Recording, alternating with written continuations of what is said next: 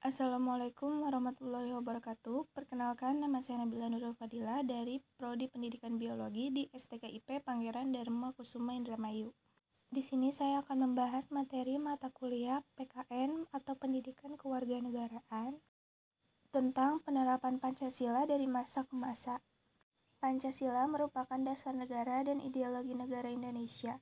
Pancasila merupakan pedoman warga Indonesia dalam menjalankan hidup kemasyarakatannya. Sebagai warga negara Indonesia, sudah seharusnya kita mengamati Pancasila. Namun, ternyata pengamalan atau penerapan nilai Pancasila sudah dilakukan sejak awal kemerdekaan dan dari masa ke masa. Penerapan Pancasila mengalami dinamika dari masa ke masa, salah satunya faktor penyebab dinamika penerapan Pancasila. Penerapan Pancasila pada masa awal kemerdekaan berlangsung dari 1945 hingga 1959. Sejak saat itu, Pancasila sudah dijadikan falsafah hidup bangsa dan dasar negara Indonesia. Maka pada saat itu pula, warga Indonesia sudah bertekad untuk melepaskan diri dari segala bentuk penjajahan dan menjadi bangsa yang mandiri.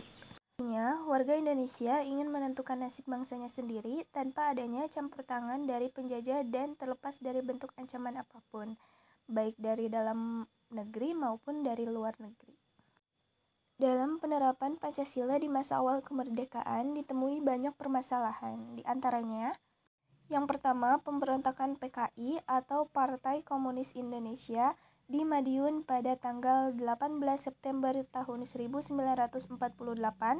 Tujuan utamanya untuk mendirikan negara Soviet dengan ideologi komunis. Yang kedua, pemberontakan Darul Islam atau Tentara Islam Indonesia. Pemberontakan ini bertujuan untuk menggantikan Pancasila dengan syariat Islam sebagai dasar negaranya. Yang ketiga, pemberontakan Republik Maluku Selatan atau RMS. Pemberontakan ini bertujuan untuk mendirikan negara sendiri. Dan yang terakhir, Pemerintah Revolusioner Republik Indonesia atau PRRI atau Perjuangan Rakyat Semesta sebagai bentuk gerakan protes ke pemerintah pusat.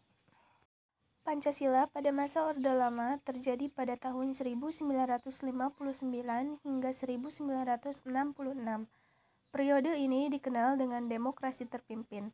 Selain itu, pada masa ini bangsa Indonesia masih mengalami peralihan dari bangsa yang terjajah.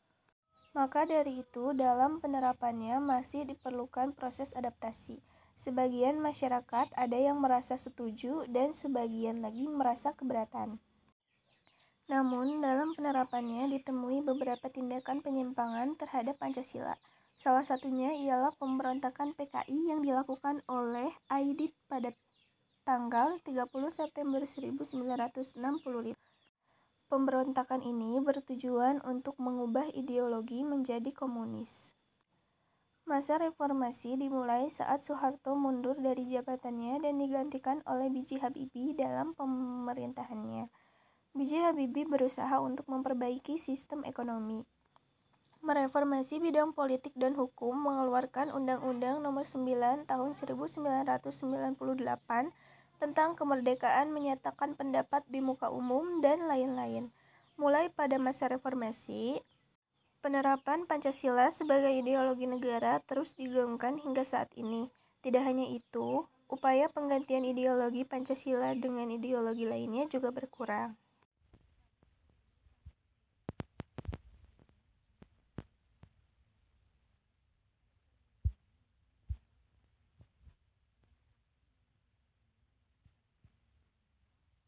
Hal tersebut dapat dilihat dalam penerapan sila keempat yang tidak lagi berjawakan musyawarah mufakat, melainkan suara terbanyak atau voting, sehingga penerapan Pancasila selama periode ini adalah Pancasila diarahkan sebagai ideologi liberal yang ternyata tidak dapat menjamin stabilitas.